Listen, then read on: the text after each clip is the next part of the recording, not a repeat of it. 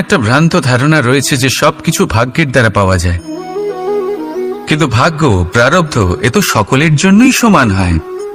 এটা তো ব্যক্তির ওপরে নির্ভরশীল হয়, তার আকাঙ্ক্ষার উপরে নির্ভরশীল হয়, বাসনার উপরে নির্ভরশীল হয়, স্বভাবের উপরে নির্ভরশীল হয় যে উনি সেটা নিয়ে কি করেন। দেখুন, এই প্রসাদ কিন্তু সকলকেই দেওয়া হয়, কিন্তু তা গ্রহণ করবেন কিভাবে সেটা ব্যক্তির উপরে নির্ভর করে। আপনাকে এক উদাহরণ দিই। যেমন ধরুন, দুজন মানুষকে আমি একটা করে মাটির ডেলা দিলাম, সেটা নিয়ে তারা কি করবেন? একজন মানুষ তার ছোট ছোট ডেলা বানাবেন আর পথযাত্রীদের ওপরে ছুঁড়ে মারবেন, হাসি ঠাট্টা করবেন, তাদের বস্ত্র নোংরা করে দেবেন, সেটাতেই উনি আনন্দ পাবেন। অন্যদিকে দ্বিতীয় ব্যক্তি সেই মাটির ডেলা দিয়েই নিজের জন্য একটা কুঁড়ে ঘর বানাবেন। সেই কুঁড়ে ঘর যা রোদেতে, বৃষ্টিতে, ঝড়ে তাকে সুরক্ষিত রাখবে। অনুভূতি, এই অনুভূতি বদলাতে শিখুন। এই অনুভূতি অত্যন্ত গুরুত্বপূর্ণ। ভালোবাসাতেও এই অনুভূতি হলো অত্যন্ত গুরুত্বপূর্ণ। ভালোবাসা সে বন্ধুর সাথে হোক, মা বাবার সাথে হোক, ভাই বোনের সাথে হোক, স্ত্রীর সাথে হোক, যে কারোর সাথে হোক, মনে রাখবেন এই হলো সেই অনুভূতি যা আপনার ভাগ্য নির্ধারণ করে থাকে। তাহলে আসুন আমার সাথে প্রেমের অনুভূতি নিয়ে বলুন, রাধা রাধা। মানুষের কত রকম অনুভূতি হয়, কিন্তু সে সেটাই করে যেটা সে আজ অবধি করে এসেছে, আর এটাই তার সব থেকে বড় ভুল। আপনাকে যদি উদাহরণ দিই, তাহলে একটা গোয়ালা যে ছোটবেলা থেকে একটাই কাজ করেছে, গরুকে চড়িয়েছে, দুধ বের করেছে, সে সারা জীবন সেটাই পাবে, শুধু দুধ। কিন্তু ভেবে দেখুন, যখন এই দুধ কোনো ময়রার কাছে যায়, তখন সে সেটা দিয়ে মালপোয়া বানায়, মাখন বানায়, বিভিন্ন রকমের সুস্বাদু মিষ্টি বানায়, ঘি বানায়। সে বড় কিছু করে, তার বদলে সে বড় কিছু পায়। তাই মনে রাখবেন, যদি আপনি সেটা করেন যেটা আপনি সব সময় করে এসেছেন, তাহলে আপনি সেটাই পাবেন যা আপনি আজ পর্যন্ত পেয়ে এসেছেন। নতুন কিছু করার চেষ্টা করুন, আলাদা কিছু করার চেষ্টা করুন, নিজেকে বদলানোর চেষ্টা করুন, নিজেকে প্রস্তুত করুন, নতুন কিছু করুন। তাই মনে রাখবেন, যদি আপনি এমন কিছু করেন যা এর আগে কেউ কখনো করেনি, তাহলে আপনি এমন কিছু পাবেন যা এর আগে কেউ কখনো পায়নি। তাই নতুন উপায়, নতুন চেষ্টার দ্বারা নতুন কর্মের পালন করুন। নতুন চিন্তা নিজের ভেতরে জাগ্রত করুন, কারণ এই চিন্তাই সত্য হয়ে আপনার জীবনে আসবে। রাধা রাধা। ভগবান প্রত্যেক কঠিন পরিস্থিতিতে এই নামই আছে যা আমাদের উপায় দিয়ে থাকে। ব্যক্তি যান, ভগবানের পুজো করেন, আরাধনা করেন, ব্রত পালন করেন, মন্দিরে যান, পুজো পাঠ করেন, ভগবানকে জাগিয়ে তোলেন, আর তারপর শুরু হয় সমস্ত প্রশ্ন। হে ভগবান, আমার সাথে এরকম কেন হচ্ছে? কেন আমারই জীবনে এত দুঃখ আছে? আমি কিভাবে এর সম্মুখীন হব? আমাকে কেন এত কষ্ট ভোগ করতে হচ্ছে? হে ভগবান, আমি কি করব? আমাকে সাহায্য করুন, কোনো রাস্তা দেখান।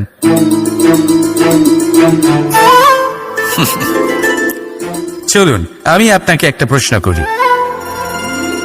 মন্দিরে যাওয়ার চেষ্টা করার আগে আপনি কি জীবনে ততটা চেষ্টা করেছেন যতটা সেই সমস্যাকে দূর করার জন্য দরকার ছিল? দ্বিতীয় প্রশ্ন, ভগবানকে জাগানোর পূর্বে আপনি কি নিজেকে জাগিয়ে তুলেছেন? আপনি কি আলস্য ত্যাগ করেছেন? তৃতীয় প্রশ্ন, ভগবানকে জিজ্ঞাসা করার আগে আপনি কি নিজেকে জিজ্ঞাসা করেছেন যে আমি কেন এত অসফল হচ্ছি? যদি না করে থাকেন, তাহলে সবার আগে এটা করুন। আপনি সমস্ত প্রশ্নের উত্তর পাবেন, সমস্ত বিপদের পরিত্রাণ পাবেন। অন্য কোথাও নয়, নিজের ভেতরে তাকিয়ে দেখুন। চেষ্টা করুন নিজেকে জাগিয়ে তোলার। আপনি সফল অবশ্যই হবেন, কারণ এই পরমাত্মা, ওই পরমেশ্বর, ওই পরব্রহ্ম আপনার মধ্যেই তো আছে। রাধা রাধা। সমুদ্র মন্থন, আমরা সবাই জানি এ কিভাবে হয়েছিল। এই মন্থন থেকে কি কি পাওয়া গেছিল? অসংখ্য রত্ন পাওয়া গেছিল, বিষ পাওয়া গেছিল, অমৃত পাওয়া গেছিল। ঠিক সেইভাবেই আমাদের ভেতরেও একটা বিশাল সমুদ্র রয়েছে, যাকে আমরা নাম দিয়েছি মন। যদি এই মনের মন্থন করা হয়, তাহলে এই মন থেকে বিষও বেরোতে পারে আর অমৃতও বেরোতে পারে। তাই মনে রাখবেন, আপনার যে জিহ্বা রয়েছে তা বিষও নির্গত করতে পারে, আবার অমৃত, খারাপ কিছুও করতে পারে, যদিও আপনার মনস্কামনা খারাপ নাও হয়। তাই সবসময় যখন আপনার মুখ থেকে শব্দ উচ্চারণ করবেন, এই মনের মন্থন করে তা করুন। আর আমার সাথে ভালোবেসে বলুন, রাধা রাধা। আপনি কি কখনো শুনেছেন হরিণ সিংহের থেকে পালানোর বদলে তার সাথে লড়াই করেছে? হরিণ সিংহকে আক্রমণ করেছে, কখনো শুনেছেন? কখনো না। কিন্তু এরকম হতেই পারে, এরকম হয়েই থাকে। আর এটা তখনই হয় যখন হরিণের শাবক বিপদে পড়ে। যখন তার সিংহের কবলে পড়ার ভয় থাকে, তখন হরিণীও এসে সিংহের সাথে লড়াই করতে থাকে। কারণ সে একজন মা, আর মা তার সন্তানের জন্য সবকিছু করতে পারে। এ হলো মায়ের স্নেহ, যেটা যত নরম হতে পারে ঠিক ততটাই কঠোরও হতে পারে। আর তার সন্তানের মঙ্গলের জন্য সে ক্রোধের সমস্ত সীমা পার করে তার সন্তানকে রক্ষা করেই ছাড়বে। আর সেই জন্যই তো মাকে সন্তানের জীবনে সব থেকে বড় ঢাল বলা হয়। এই মাকে আমার শত কোটি প্রণাম। রাধা রাধা। একে চিনতে পারলেন? একে কুঠার বলা হয়। আপনারা জীবনে কোথাও না কোথাও কোনো না কোনো রূপে এটা দেখেই থাকবেন। একটা ব্যাপার নিশ্চিত, এই কুঠার ছাড়া কোনো বৃক্ষকে কাটতে পারা সরল নয়। এবার আপনি কখনো এটা ভেবেছেন, এই কুঠার এর এই অংশ, এর মুখটাই যদি না থাকে তাহলে কি হবে? এ শুধুমাত্র কোনো বৃক্ষই নয়, তার কোনো ডালও কাটতে সক্ষম হবে না। এবারে ভাবুন, এই শুকনো কাঠের হাতল এ আমরা কোত্থেকে পেলাম? কোনো এক বৃক্ষ থেকেই। সেই ডাল যাকে কেটে ফেলা হয়েছিল এক বৃক্ষকে কাটার জন্য, এই ডালই শস্ত্ররূপে প্রস্তুত। আমাদের জীবনে আমাদের প্রিয়জন, আমাদের আপনজন যখন সময় কখনো কখনো তাদের সঙ্গ না দেয়, যদি তারা দৈন্য দশায় থাকেন, তাহলে তাদের সঙ্গ কখনো ছাড়বেন। ওনাদের প্রয়োজন শুধুমাত্র মনোবল। তা তাদের দিন, তাদের সাহায্য করা আপনার কর্তব্য। হয়তো তাদের সাথে থেকে আপনার কোনো লাভ হবে না, কিন্তু তাদের দূরে থাকাতে আপনার ক্ষতি অবশ্যই হতে পারে। সর্বদা সাহায্য করুন। সঠিক সময় আসলে তা আপনার সহায়ক অবশ্যই হবে। রাধা রাধা। আমাদের মধ্যে বেশিরভাগ মানুষেরই এই অভিযোগ থাকে যে মানুষ তখনই আমাদের স্মরণ করেন যখন সেই সময় আসে যখন আমাদেরকে প্রয়োজন হয়, যখন কোনো কাজ থাকে। যখনই এই সময় পেরিয়ে যায়, তাদের কার্যসিদ্ধি হয়ে যায়, তারা আমাদের থেকে দূরে চলে যান, ভুলে যান আমাদের। এবার এই বিষয়ে ভেবে খারাপ অবশ্যই লাগে। এই পরিস্থিতিকেই অন্য এক দৃষ্টিভঙ্গি দিয়ে দেখার চেষ্টা করুন। মনে রাখবেন, মানুষ প্রদীপের সন্ধান তখনই করেন যখন তার জীবনে অন্ধকার থাকে। আপনি প্রসন্ন হয়ে উঠুন, কারণ আপনার কাছে সেই সুযোগ আছে যে কারোর জীবনে প্রকাশের কিরণ আনতে পারছেন, কাউকে সঠিক পথ দেখাতে পারছেন, কারোর সহযোগিতা করতে পারছেন, এই পুণ্য অর্জন করতে পারছেন। কারোর থেকে কোনো আশা রাখার দরকার নেই। যার আপনাকে যতটা প্রয়োজন তাকে ততটাই সাহায্য করুন, ততটাই সবাইকে প্রেম বিতরণ করুন। আর এই প্রেমের ভাব নিয়েই আমার সাথে বলুন, রাধা রাধা।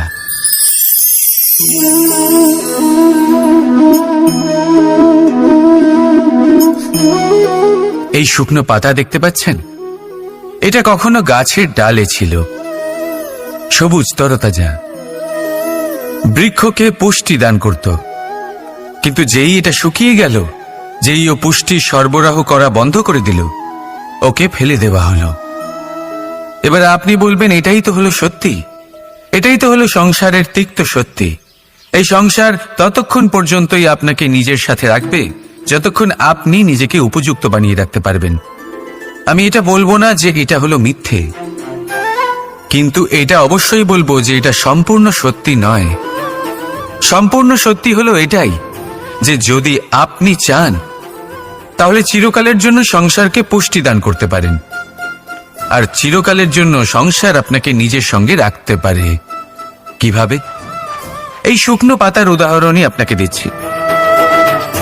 এই শুকনো পাতা প্রথমে টুকরো হবে, তারপরে বৃষ্টির জলের সাথে গলে যাবে, তারপর সার হবে, তারপর সেই বৃক্ষের গোড়াতেই সমাহিত হবে, একটা নতুন অঙ্কুরকে একটা নতুন জীবন দেবে। তাহলে আপনি ভাবুন, আপনি নিজের জীবনের সাথে কি করতে চান? যদি কখনো আপনি পড়ে যান, অসফল হয়ে থাকেন, তাহলে আপনি কি এই উৎসাহ হারিয়ে ফেলবেন, নাকি আবার উঠে দাঁড়াবেন আর আবার এক নতুন সংসারের রচনা করবেন? সিদ্ধান্ত আপনার। রাধা রাধা। সকলে বলেন এবং আমিও বলি যে মানুষ যেমন সঙ্গে মেলামেশা করেন সেরকমই তার স্বভাব হয়ে যায়। এ হলো সত্য, কিন্তু এটা হলো অর্ধ সত্য। হ্যাঁ, বৃষ্টির ফোঁটা যখন সাপের মুখে যায় তখন তা বিষে পরিণত হয়, তাই যখন ঝিনুকের মধ্যে যায় তখন তা মুক্ততে পরিণত হয়। কিন্তু কোনো ব্যক্তির স্বভাব এ হলো অত্যন্ত গুরুত্বপূর্ণ। কোনো এক ফুলের কথা ভাবুন, সেই ফুলের সাথে জড়িত সেই কাঁটাগুলোর কথা ভাবুন। সহস্র বছর ধরে সেই কাঁটা ফুলের সাথেই লেগে রয়েছে, কিন্তু আজও সেই বিধেই যায়, সেই যন্ত্রণাই দেয়, সুবাস ছড়ায় না। কেন? কারণ বিধে যাওয়া কাঁটার স্বভাব হয়। এটা বোঝেনি। সর্বপ্রথম নিজের মনের ভাবকে বদলাতে শিখুন, তারপরই আপনার সঙ্গের প্রভাব পাল্টাতে পারে। আর যদি আপনি এরকম করেন তাহলে আপনার জগৎ প্রশান্তিতে ভরে যাবে। তাহলে আসুন আমার সাথে ভালোবেসে বলুন, রাধা রাধা। প্রতিজ্ঞা ছোট একটা শব্দ, কিন্তু এর মধ্যে শক্তি অনেক থাকে। যে ব্যক্তি প্রতিজ্ঞা পালন করেন তাতে অটল থাকেন, সংসার তাকে সম্মান করে। আর যে ব্যক্তি এটা করতে পারেন না তিনি বদনামের ভাগীদার হয়ে যান। এবার এটা আমরা সবাই জানি, কিন্তু দেখুন, এই প্রতিজ্ঞার পালন কি যে কোনো পরিস্থিতিতে, সেই যাই হোক না কেন, করা উচিত? অর্থাৎ সংসার এদিক থেকে ওদিক হয়ে যাক, কিন্তু আমি আমার প্রতিজ্ঞায় অটল থাকব, এটা কি উচিত? এবার এটা আমরা বুঝবো একটা উদাহরণের দ্বারা। ধরুন আপনি আজ একটা প্রতিজ্ঞা নিলেন, বনের একটা সিংহকে আপনি রক্ষা করবেন। এ তো খুব ভালো কথা যে আপনি কারোর প্রাণ রক্ষা করবেন। আপনি শিকারীর হাত থেকে ওকে রক্ষা করবেন, ওকে বিপদের হাত থেকে রক্ষা করবেন। এতে প্রকৃতির ভারসাম্য বজায় থাকবে। কিন্তু যদি এই সিংহ নির্দোষদের ওপর আক্রমণ করে, তখনও কি এর প্রাণ রক্ষা করা উচিত হবে? তখনও কি নিজের প্রতিজ্ঞায় অটল থাকা উচিত হবে? না, কারণ তখন এটা পাপে পরিণত হবে। কোন রকম প্রতিজ্ঞা, কোন রকম প্রতিশ্রুতি যদি এই প্রকৃতির ধ্বংসতে সহায়ক হয়, যদি ভারসাম্য নষ্ট হয়, তাকে ওখানেই ভেঙে দেওয়া উচিত। আর এটা আপনাকে শিখতেই হবে, সময়ের সাথে আপনাকে বদলাতে হবেই। কারণ যিনি সময়ের সাথে বদলান না, সেই প্রকৃতি তার ব্যক্তিত্ব বদলে দেন। মনে রাখবেন, সেটাই হলো প্রতিজ্ঞা, সেটাই হলো প্রতিশ্রুতি যা এই সংসারের মঙ্গল করে। নয়তো সেটা হলো পাপ, যে পাপের শাস্তি প্রকৃতি আপনাকে অবশ্যই দেবে। তাহলে আসুন আমার সাথে বলুন, বন্দে ধর্মা বন্দে কর্মা, রাধা রাধা। যথা রাজা তথা প্রজা, যথা বীজ তথা বৃক্ষ, যথা ভূমি তথা অঙ্কুর। কি সুন্দর শব্দ এগুলি, আর যতটাই সুন্দর ততটাই গভীর হলো তার অর্থ। যেমন রাজা হবেন প্রজা তেমনই হবেন, যেমন ভূমি হবে অঙ্কুরও তেমনই হবে। কখনো গভীরে গিয়ে এই কথার অর্থ বোঝার চেষ্টা করেছেন আপনি? রাজা এই শব্দের মূল হলো রজ। রজ কথার অর্থ হলো মাটি, অর্থাৎ রাজা হলেন তিনি যিনি মাটির সাথে যুক্ত। রাজা হলেন তিনি যিনি প্রজাদের সম্মান করবেন, তাদের যত্ন নেবেন, তাদের চোখে জল দেখলেই চিন্তিত হয়ে উঠবেন, তাদের অশ্রু মোছার জন্য সমস্ত সম্ভাব্য চেষ্টা করবেন, তাদের সুখী রাখার জন্য সমস্ত চেষ্টা করবেন। রাজা এরকম হয়। এবার এই সমস্ত গুণ যদি একজন রাজার মধ্যে না থাকে, তাহলে প্রজার মধ্যে অসন্তোষ দেখা যায়, আর এই অসন্তোষ বিদ্রোহের রূপ নেয়, আর এই বিদ্রোহ যে কোনো রূপেই হলো বিনাশকারী। তাহলে রাজার উচিত প্রজাদের রক্ষা করা, এবং প্রজাদেরও উচিত রাজার প্রতি বিশ্বাস রাখা, তার অনুকরণ করা। এই দুজন যখন এক হবেন, তখনই শাসন স্থির হবে, তখনই এই দেশ নিয়ন্ত্রণে থাকবে। যদি দুজনের মধ্যে কোনো একজন নিয়ন্ত্রণ হারান, তখন মহা বিনাশ অবশ্যই হবে। তাহলে রাজা নিজের কর্ম করবেন আর প্রজা নিজের ধর্ম পালন করবেন, আর আমার সাথে ভালোবেসে বলবেন রাধা রাধা। এই বৃক্ষ দেখতে পাচ্ছেন, বটবৃক্ষ। এই সংসারের সব থেকে বড় বৃক্ষের মধ্যে অন্যতম। কি না করে এই বৃক্ষ? অনেক বছর ধরে বেঁচে থাকে এই বৃক্ষ। এই বৃক্ষ সর্বদাই বাড়তে থাকে।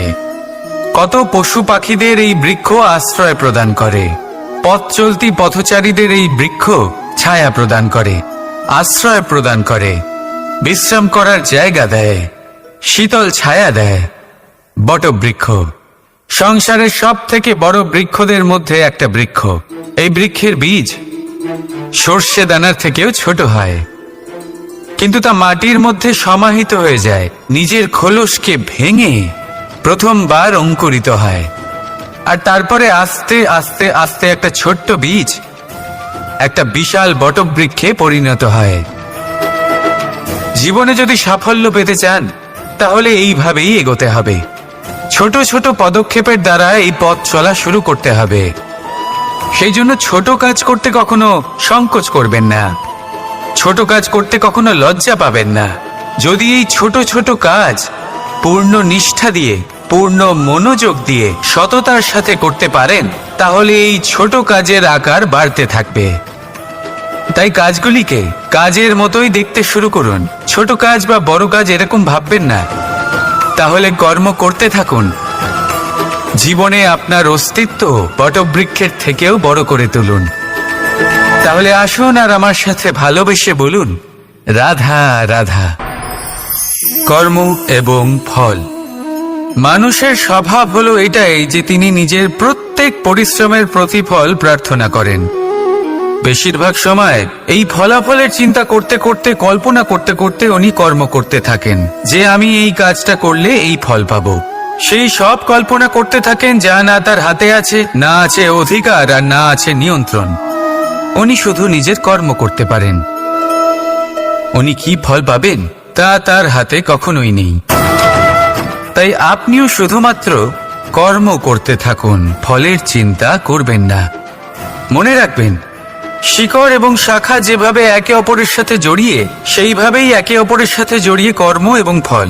যেরকম কর্ম আপনি করবেন, সেরকম ফল আপনি অবশ্যই পাবেন। তাই এই ফলের আশায় কর্মের সময় কখনোই নষ্ট করবেন না, কারণ যে ব্যক্তি সময় নষ্ট করেন, সময় সেই ব্যক্তিকে অবশ্যই নষ্ট করে দেয়। কর্ম করুন নিঃস্বার্থভাবে, ফলের চিন্তা করবেন না, আর আমার সাথে ভালোবেসে বলুন রাধা রাধা। বরদান। অত্যন্ত বিচিত্র এক বিষয়, কিন্তু দেখতে গেলে এই বরদান কি না করতে পারে। এক দরিদ্রকে রাজা বানিয়ে দিতে পারে, একজন দুর্বলকে এই সংসারের সব থেকে শক্তিশালী ব্যক্তি বানিয়ে দিতে পারে। কিন্তু আমরা ভুলে যাই এক অত্যন্ত গুরুত্বপূর্ণ কথা। বরদান এই শব্দের শেষে দান লুকিয়ে রয়েছে। এই দান কথাটা অত্যন্ত গুরুত্বপূর্ণ। আমাদের মনে রাখা উচিত এই বরদান আমরা দানে পেয়েছি, আর তাই তার সম্মান করা উচিত, কখনোই অহংকার করা নয়। আর যে ব্যক্তি বরদান পেয়ে অহংকার করেন তার যা ক্ষতি হয় তা হলো এই বরদান তার থেকে কেড়ে নেওয়া হয়। বর অর্থাৎ শ্রেষ্ঠ, অর্থাৎ বরদানের অর্থ হলো একটা শ্রেষ্ঠ দান, এবং তার ব্যবহার যদি আপনি কারোর ক্ষতি করার জন্য করেন তাহলে ক্ষতি শুধুই আপনার হবে। তাহলে এই বরদানের সম্মান করুন, উচিত পথে চলুন, আর উচিত উদ্দেশ্য নিয়ে এর ব্যবহার করুন, সব কিছু ভালোই হবে। তাহলে আসুন আর আমার সাথে ভালোবেসে বলুন, রাধা রাধা। মৌনতা। দেখতে গেলে সংসারের সব থেকে শক্তিশালী অস্ত্র হলো এই মৌনতা। আর দেখতে গেলে আমাদের এই অস্ত্রই কখনো কখনো আমাদেরই ওপর আক্রমণ করে বসে। কিভাবে? অনেক সময় আমরা আপনদের দেখে, তাদের অনুচিত কার্যকলাপ দেখে, অনুচিত কথা শুনে চুপ করে থাকি, ভেবে নিয়ে আমরা যেন কোনোভাবে তাদের আঘাত না করে ফেলি, দুঃখ না দিই, ক্রুদ্ধ না করে ফেলি, ভেবে নিয়ে এই সমস্যা এড়িয়ে যাবে। কিন্তু এইখানেই আরম্ভ হয় সব থেকে বড় সমস্যা। আমরা কিছুই বলি না এটা ভেবে উনি আমার আপনজন, আর সেই ব্যক্তি ভাবেন যে কিছুই বলেন না সেই আমার আপনজন। যদি আপনি সত্যি কাউকে আপনজন মনে করেন তাহলে তাকে বাধা দিতে শিখুন, তার অনুচিত কাজে, তার অনুচিত কথায় তাকে বাধা দিতে শিখুন। তক্ষুনি ওনাকে বোঝান যে উনি কি ভুল করছেন, ওনাকে বোঝান, ওনাকে সঠিক পথ দেখান, সেই পথে ওনাকে চালিত করুন। এটাই হলো আপন ভাবা।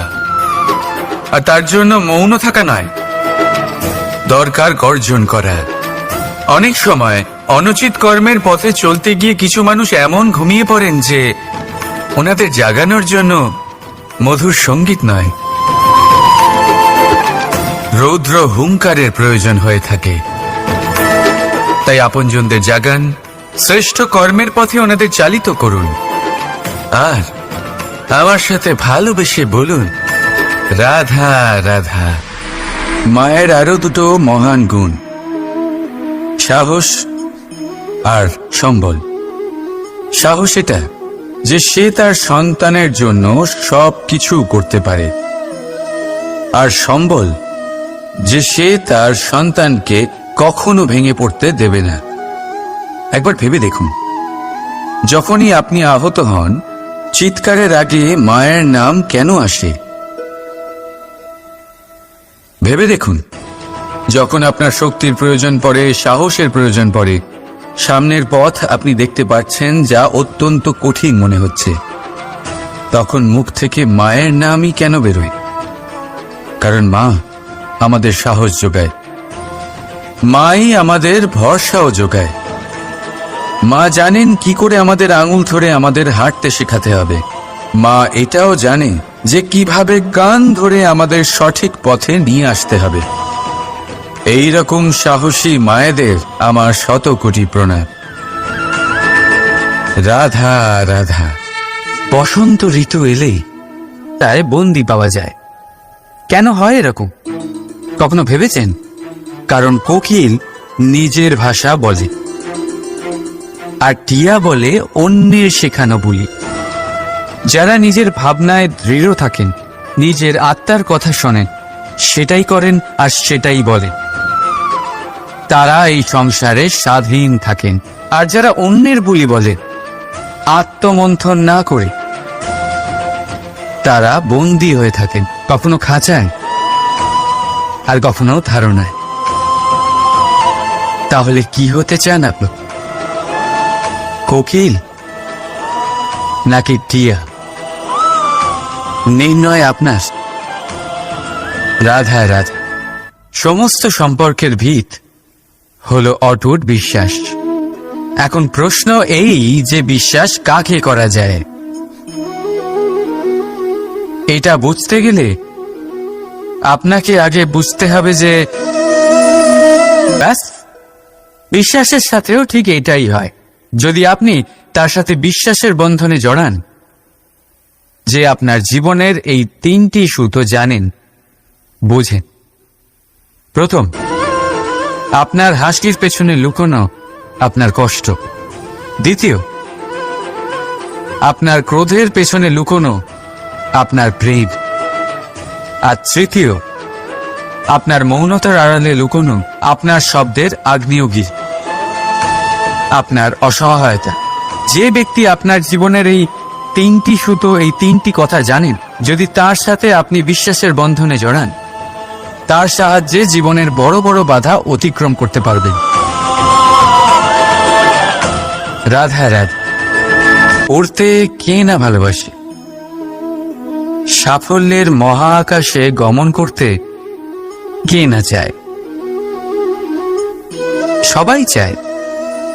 সবাই চায় যে এই সংসারে তাদের নাম, তাদের পরিচয় সব থেকে ওপরে থাকবে, যে তাদের নাম ইতিহাসে স্মরণীয় হয়ে থাকবে। কিন্তু সবার নাম ইতিহাসে লেখা হয় না। কিছু মানুষ নাম অর্জন করেও অনামী রয়ে যান। কেন? কারণ তারা এই ধরিত্রীর সাথে সম্পর্ক ভেঙে দেন। ভুলে যান এই কথাটা যে উড়ান সম্পূর্ণ হওয়ার পরে ধরিত্রী তাদের বিশ্রাম দেবে, যে তাদের কীর্তিতে যারা বাহুবা দেন, যারা প্রশংসা করেন, তারা পৃথিবীতেই থাকেন। আর এই পৃথিবীতে থাকা মানুষই ইতিহাস রচনা করে।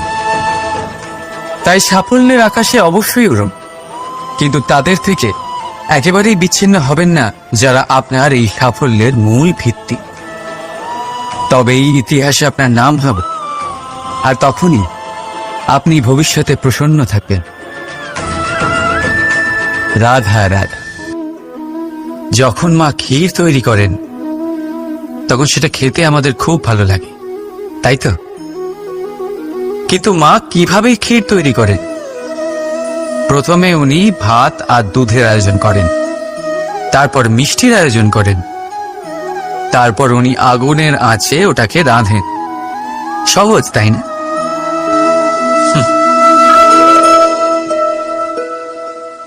অতটাও সহজ নয়। এই জীবনে আনন্দের ক্ষীর আস্বাদন করার এটাই উপায়, কিন্তু এতে সময় অনেকটাই লাগে। শুদ্ধ শুভ্র দুধের মতো ভাবনায় সদা অটুট সম্পর্কের মধ্যে প্রেমের মিষ্টত্ব মিশিয়ে যখন প্রয়াস আর পরিশ্রমের আগুনের আজে অনেকক্ষণ রাধা হয়, তখন তৈরি হয় আনন্দরূপী ক্ষীর।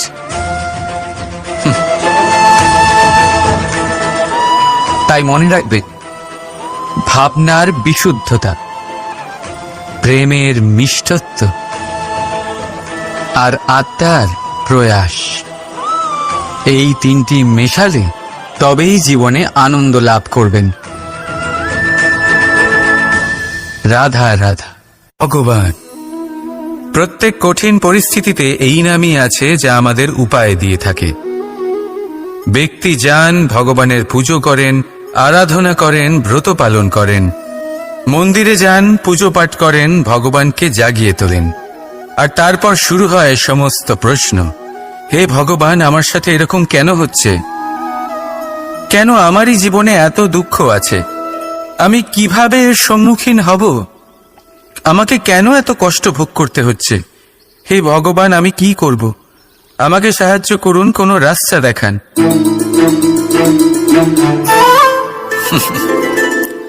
চলুন আমি আপনাকে একটা প্রশ্ন করি। মন্দিরে যাওয়ার চেষ্টা করার আগে আপনি কি জীবনে ততটা চেষ্টা করেছেন যতটা সেই সমস্যাকে দূর করার জন্য দরকার ছিল? দ্বিতীয় প্রশ্ন, ভগবানকে জাগানোর পূর্বে আপনি কি নিজেকে জাগিয়ে তুলেছেন? আপনি কি আলস্য ত্যাগ করেছেন? তৃতীয় প্রশ্ন, ভগবানকে জিজ্ঞাসা করার আগে আপনি কি নিজেকে জিজ্ঞাসা করেছেন যে আমি কেন এত অসফল হচ্ছি? যদি না করে থাকেন তাহলে সবার আগে এটা করুন। আপনি সমস্ত প্রশ্নের উত্তর পাবেন, সমস্ত বিপদের পরিত্রাণ পাবেন। অন্য কোথাও নয়, নিজের ভেতরে তাকিয়ে দেখুন। চেষ্টা করুন নিজেকে জাগিয়ে তোলার। আপনি সফল অবশ্যই হবেন, কারণ এই পরমাত্মা, ওই পরমেশ্বর, ওই পরব্রহ্ম আপনার মধ্যেই তো আছে। রাধা রাধা।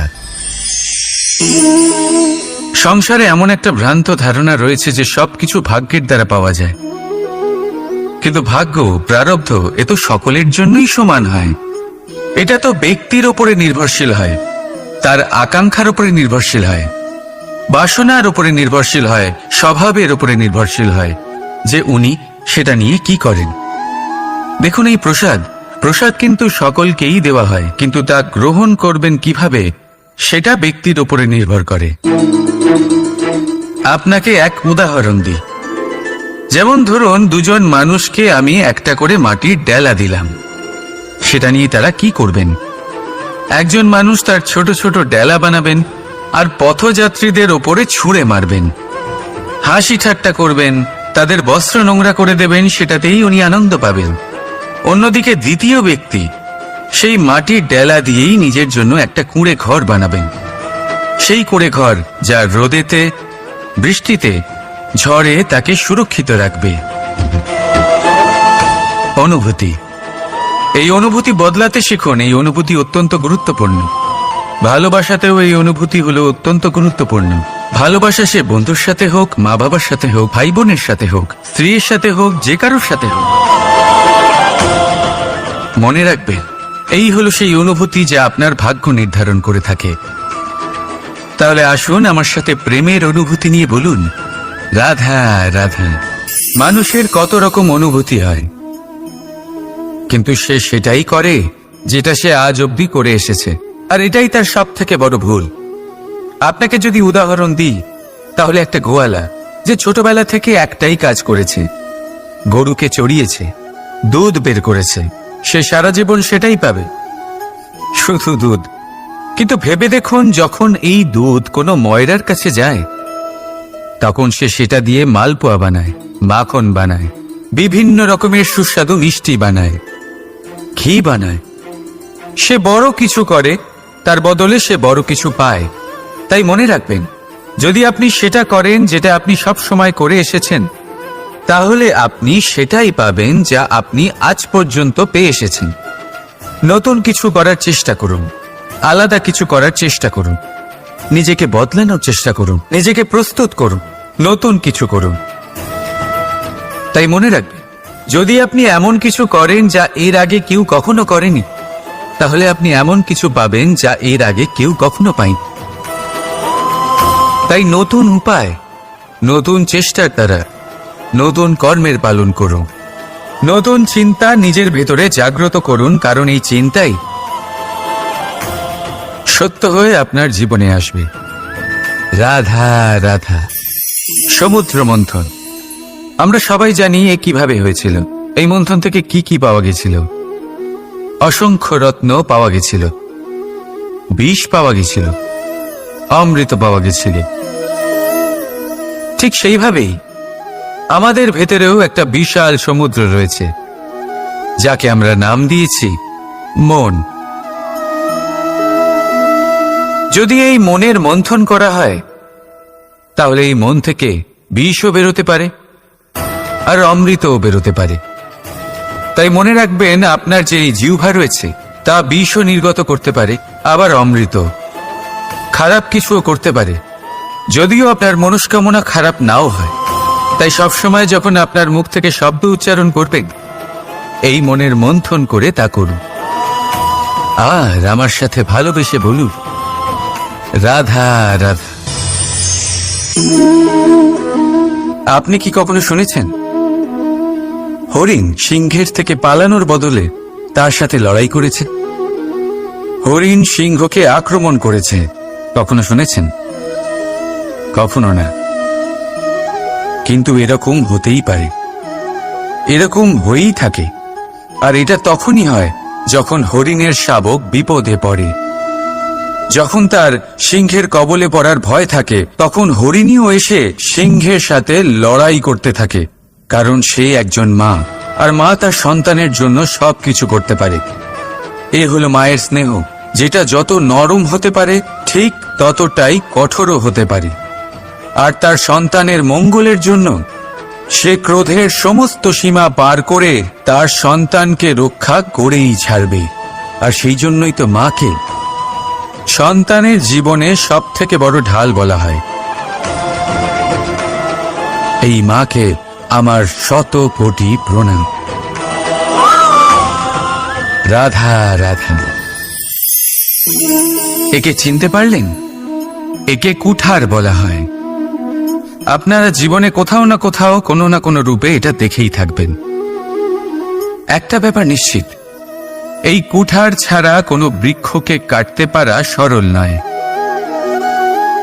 এবার আপনি কখনো এটা ভেবেছেন, এই কুঠার এর এই অংশ, এর মুখটাই যদি না থাকে তাহলে কি হবে? এ শুধুমাত্র কোনো বৃক্ষই নয়, তার কোনো ডালও কাটতে সক্ষম হবে না। এবারে ভাবুন, এই শুকনো কাঠের হাতল এ আমরা কোত্থেকে পেলাম? কোনো এক বৃক্ষ থেকেই। সেই ডাল যাকে কেটে ফেলা হয়েছিল, এক বৃক্ষকে কাটার জন্য এই ডালই শস্ত্ররূপে প্রস্তুত। আমাদের জীবনে আমাদের প্রিয়জন, আমাদের আপনজন যখন সময় কখনো কখনো তাদের সঙ্গ না দেয়, যদি তারা দৈন্য দশায় থাকেন, তাহলে তাদের সঙ্গ কখনো ছাড়বেন না। ওনাদের প্রয়োজন শুধুমাত্র মনোবল। তা তাদের দিন, তাদের সাহায্য করা আপনার কর্তব্য। হয়তো তাদের সাথে থেকে আপনার কোনো লাভ হবে না, কিন্তু তাদের দূরে থাকাতে আপনার ক্ষতি অবশ্যই হতে পারে। সর্বদা সাহায্য করুন। সঠিক সময় আসলে তা আপনার সহায়ক অবশ্যই হবে। রাধা রাধা। আমাদের মধ্যে বেশিরভাগ মানুষেরই এই অভিযোগ থাকে যে মানুষ তখনই আমাদের স্মরণ করেন যখন সেই সময় আসে যখন আমাদেরকে প্রয়োজন হয়, যখন কোনো কাজ থাকে। যখনই এই সময় পেরিয়ে যায়, তাদের কার্যসিদ্ধি হয়ে যায়, তারা আমাদের থেকে দূরে চলে যান, ভুলে যান আমাদের। এবার এই বিষয়ে ভেবে খারাপ অবশ্যই লাগে। এই পরিস্থিতিকেই অন্য এক দৃষ্টিভঙ্গি দিয়ে দেখার চেষ্টা করুন। মনে রাখবেন, মানুষ প্রদীপের সন্ধান তখনই করেন যখন তার জীবনে অন্ধকার থাকে।